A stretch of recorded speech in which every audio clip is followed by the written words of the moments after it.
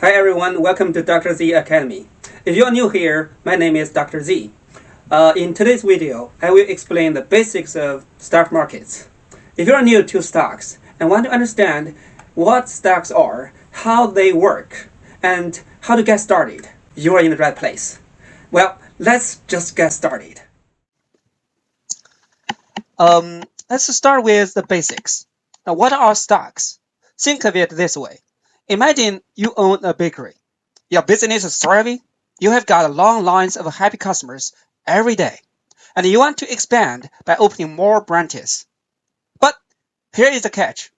Expanding a business requires a lot of money, and you don't have enough savings to cover it. So, what do? Instead of borrowing all the money, you may decide to sell small pieces of your bakery to other people who believe in its success. Each of these small pieces represents a share in the bakery. These pieces are called stocks. When people buy your stocks, they are giving you the money you need to grow your bakery. And in return, they now own a portion of the bakery. Now, let's make it bigger. Companies like Apple, Tesla, and Microsoft work in a similar way, but on a much larger scale. When you buy a stock in one of these companies, you're essentially purchasing a tiny slice of ownership in that company. It doesn't matter if it is 1 share or 100. Each share represents a piece of the company. For example, if you own stocks in Tesla, you're technically one of the many owners of Tesla. You are now part of their story. When they succeed and grow, the value of your stock can increase. Isn't that exciting?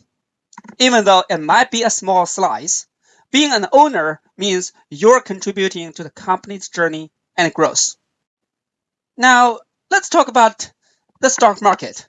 What is the stock market, right?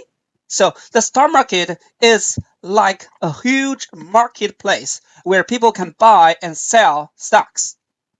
Imagine it as a place where the companies go to raise their money and the investors go to make their money grow. For example, if you wanted to invest in big companies like Coca-Cola or Disney, you would look at the New York Stock Exchange. If you're interested in tech companies like Apple or Microsoft, that's often done through the Nasdaq, which is another big stock market. Now we know what stocks are, what a stock market is. Well, how can we get access to the marketplace? And how can we trade in the marketplace? Here's where the brokerage platforms come in. Think of them as your ticket to the stock market. A stock market is where the buying and selling of stocks happen, but the brokerage platforms are the tools let you access the market. Nowadays, a brokerage platform are usually an online account where you can buy stocks, sell stocks, and track your investments. Some popular platforms like Robinhood, E-Trade, Fidelity, Charles Schwab, make it super easy to get started. They are beginner friendly and often don't charge fees for trades.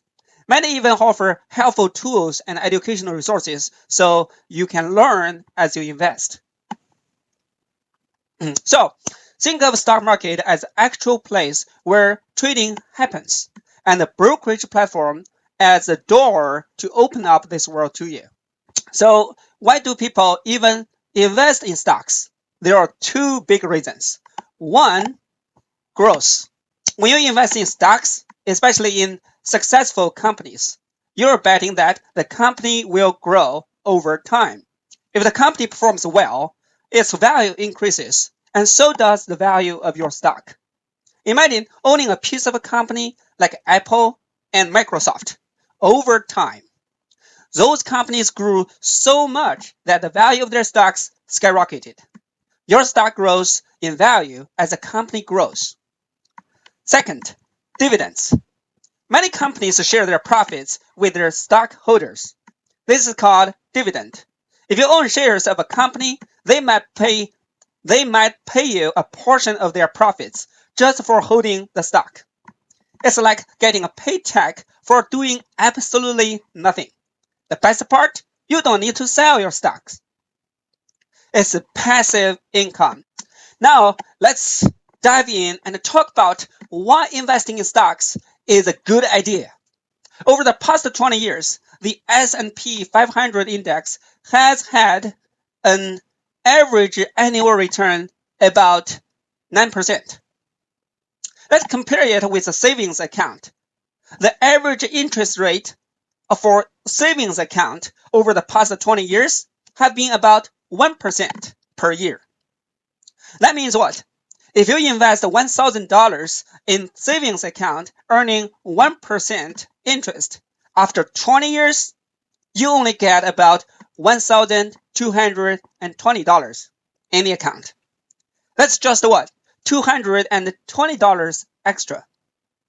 On the other hand, if you had invested the same $1,000 in S&P 500 index fund, earning an average of 9% per year, after 20 years, you would have about $5,604. That's more than 4 times the amount you would have with a savings account. So you may wonder, why do the stock market offer such a better return? Because with the stock market, you're investing in companies that are growing, innovating, and creating values. The money you invest in stocks works for you, while the money in a savings account, they just stay there. But here is a catch. The stock market can be riskier. There will be ups and downs, and sometimes you might see your investment drop. But if you stick with it over a long period of time, the growth potential is far greater than a savings account. Remember, investing in stocks isn't about getting rich overnight. It's about growing money steadily over time. And if you start early, the returns can really add up. There are many ways to invest. Let's talk about some common approaches. First, buy and hold. This is a simple and a popular strategy. You buy stocks in companies you believe will grow over a long term, and you hold into them for years. It's like planting a tree and waiting for it to grow patiently. Over time, the value of the stock increases, and you might even get dividends. Many successful investors use this strategy because it doesn't require a lot of day-to-day management. It works well for long-term goals like retirement. If you're a beginner, this is a great strategy to get started with, and because it doesn't require constant trading. Second, trading. Trading is a faster-paced approach. Instead of holding onto stocks for years, you buy and sell stocks frequently, trying to make profits from small price movements. You might hold a stock for just a few days, weeks, or even hours. This style requires a lot of time, attention, and knowledge of the market trends, which is why it's generally not recommended for beginners. If you decide to try trading, start small and learn as you go, and never invest money you can't afford to lose. Third, speculating. This is a high-risk, high-reward strategy. When you speculate, you're buying stocks from smaller, lesser-known companies that have the potential for big growth. Think of startups and emerging industries. These stocks can jump in value quickly, but they can also drop just as fast. Speculation is a lot like betting on a horse race. You might win big, but you could also lose everything. If you go this route, don't put too much of your money into any one stock and never get emotionally attached to a particular stock. Keep your expectations realistic. The fourth one, dividend investing. Dividend investing is all about buying stocks from companies that are regularly paying dividends, cash payments to the shareholders. This is a way to build passive income. You don't need to sell your stocks to make money because the company shares a part of its profits. Many investors reinvest their dividend to buy more shares, growing their income over time. If you're someone who likes the idea of earning money while you sleep, dividend investing is a great option. It's a steady way to build wealth, and you can choose to reinvest or take the money for yourself. Each of these investing styles has its own set of pros and cons. It is important to think about what works best for your financial goals, time commitment, and risk tolerance. Start slow, do your research, and remember, slow and steady wins the race. If you're just starting out, my advice is to focus on stable and well-known companies. Think names like Apple, Microsoft, Amazon, Google, etc. These companies have a long history of growth and stability, which makes them less risky. Starting with these companies helps you get comfortable with how the stock market works without taking on too much risk. Now, why is this important? Well, the stock market can be unpredictable, especially if you are new to it. By investing in well-established companies, you lower your chances of losing money because these companies tend to be more resilient and can recover from the market ups and downs.